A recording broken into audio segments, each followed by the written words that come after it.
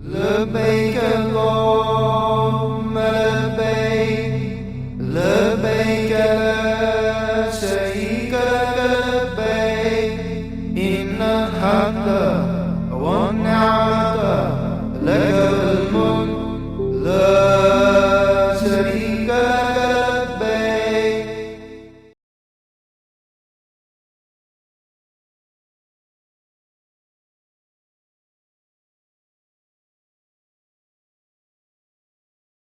السلام علیکم ورحمۃ اللہ وبرکاتہ۔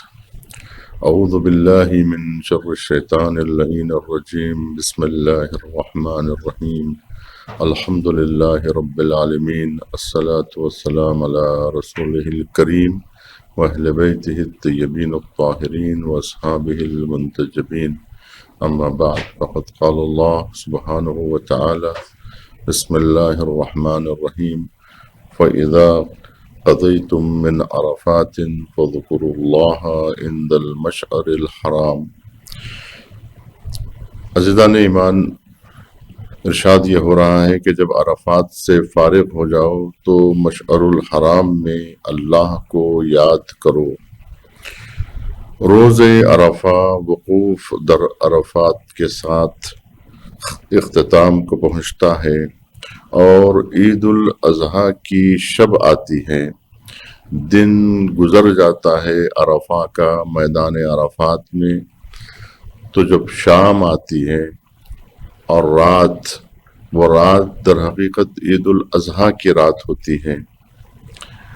مہمانان خدا مشعر الحرام کی طرف کوچ کرتے ہیں۔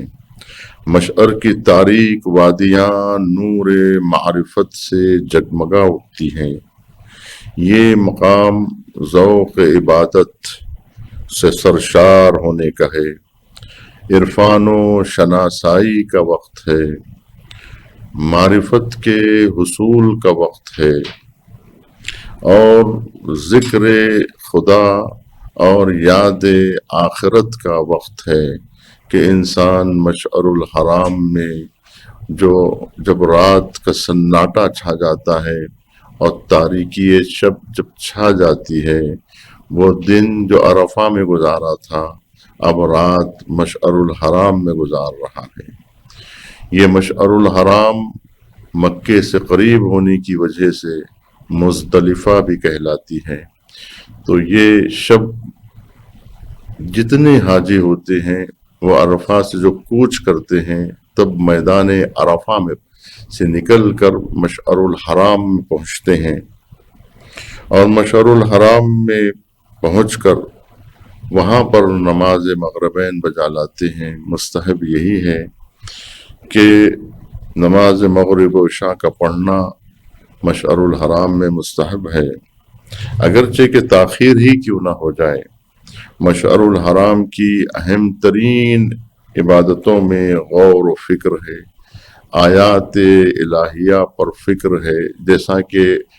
میدان عرفات کے لیے کہا گیا تھا کہ وہاں بھی سب سے بڑی عبادت جو انسان کے سب سے بلند ترین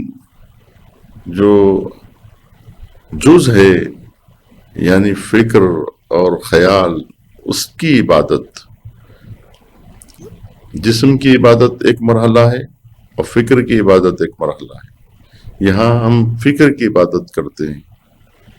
اور غور و فکر کرتے ہیں آیات الہی پر، ریت کے ذروں پر لیٹ کر، دنیا و مافیہا سے منہ موڑ کر، راز و نیاز الہی میں ہم مشغول ہو جاتے ہیں۔ وادی مشعر مکے سے قریب ہے، اور جس کی وجہ سے جیسا کہ میں نے ابھی کہا مزدلفہ اسے کہا جاتا ہے۔ مزدلفہ وہی ہے، مشعر الحرام وہی ہے۔ مشعر اس لیے کہا جاتا ہے کہ مشعر شعار، علامت و نشان کو کہتے ہیں۔ مشعر وہ مقام ہے، وہ مقام شعار ہے جہاں اللہ کی نشانیاں صاف دکھائی دیتی ہیں۔ یہاں نہ فرش ہے، نہ سقف ہے، نہ چراغ ہے، نہ انواع و اقسام کی غذائیں، اور نہ ہی کوئی دل ربا مناظر ہیں اور نہ ہوش ربا مقامات ہیں، نہ قابل دید مناظر ایک تاریک بیاباں ہیں جہاں لاکھوں سفید پوش فرزندان توحید دعا و مناجات میں مشغول ہو جاتے ہیں۔ مشعر کی یہ تاریکی ہزاروں قلوب کو منور کر دیتی ہے، جہاں رحمت کی ہوا چلتی ہے اور جہاں مغفرت کی بارش ہوتی ہے۔ پردہ شب خلوت گاہ ہے ان سے الہی بن جاتا ہے اور دل شب محرم میں سر اللہ قرار پاتا ہے، اور اس شب کا راز و نیاز دعا و عبادت انسان کی زندگی میں انقلاب پیدا کر دیتی ہے۔ انسان بدل جاتا ہے، اس کی ماہیت بدل جاتی ہے، اب وہ نہیں رہتا ہے جو پہلے ہوا کرتا تھا، اب اس کی ماہیت بدل جاتی ہے۔ دن میں سورج کی تمازت اس کے سر سے گزرتی ہے تو پھر رات آتی ہے، اور اس رات میں وہ دنیا کو اس طرح سے دیکھتا ہے کہ سنگریزوں کی شکل میں دیکھتا ہے۔ مشعر الحرام کے سنگریزے دنیا کے چہرے سے نقاب کشائی کرتے ہیں اور دنیا کی لذتوں کو پوچھ کر کے دکھاتے ہیں، انسان کو راہ حق میں ثابت قدم رہنے کا درس دیتے ہیں۔ یہ مشعر الحرام کا درس تھا، یہ مشعر الحرام میں کی جانے والی عبادت تھی، اور انشاءاللہ احکام میں بیان کیا جائے گا کہ مشعر الحرام ہی سے سنگریزے جمع کیے جاتے ہیں، اور احکام میں یہ کہا گیا ہے کہ صبح صادق سے یعنی اذان صبح سے طلوع آفتاب تک رہنا مشعر الحرام میں، وقوف فی المشعر الحرام واجب ہے، اتنے مختصر وقت میں رہنا واجب ہے، یہاں ٹھہرنا واجب ہے۔ اس کے بعد مرحلہ آتا ہے منا کا۔ وقوف در مشعر الحرام کے بعد جو محبت خدا سے سرشار قلب کے ساتھ جذبہ فداکاری لیے ہوئے مہمانان خدا منا کا رخ کرتے ہیں، عید الاضحیٰ کا سورج طلوع ہوتے ہی امتحان الہی میں شریک ہونے کی غرض سے وادی منا میں تشریف لاتے ہیں۔ انسانی تربیت کا یہ اعلیٰ ترین امتحان ہے۔ اسلام جو انسان سازی کا سب سے بڑا کارخانہ ہے کہ جہاں انسان بنائے جاتے ہیں، اس تربیت کا اہم ترین مرحلہ مناسک حج ہے، اور یہ وہ مکتب ہے کہ جہاں انسان کو ایثار و قربانی کا درس دیا جاتا ہے، معرفت الہی کا درس دیا جاتا ہے، قرب الہی کی کیفیت کو بیان کیا جاتا ہے، اور عرفات و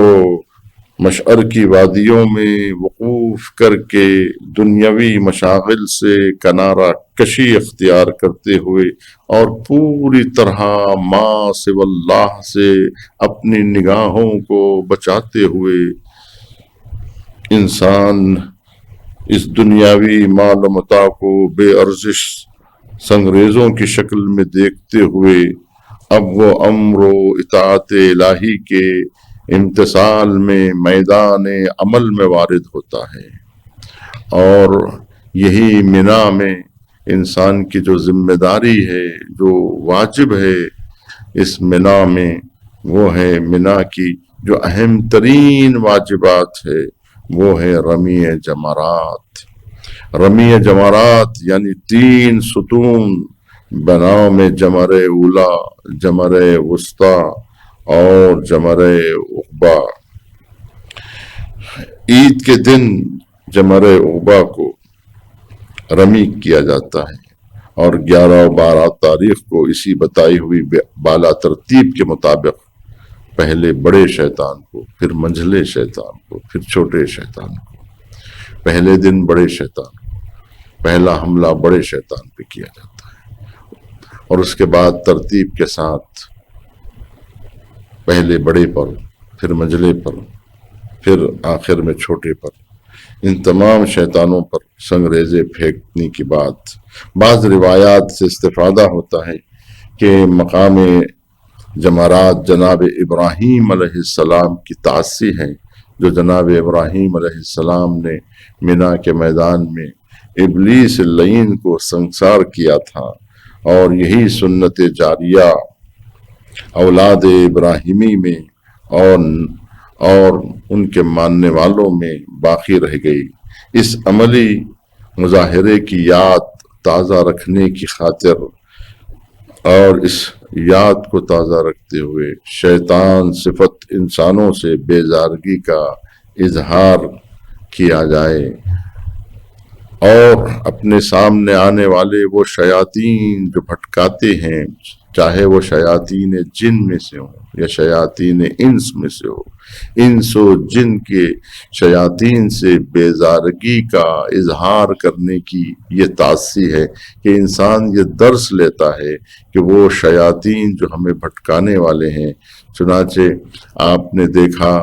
کہ منتظر جعفری جیسا نوجوان، اس نے رمی جمرہ کیا تھا عراق کی سرزمین پر، اور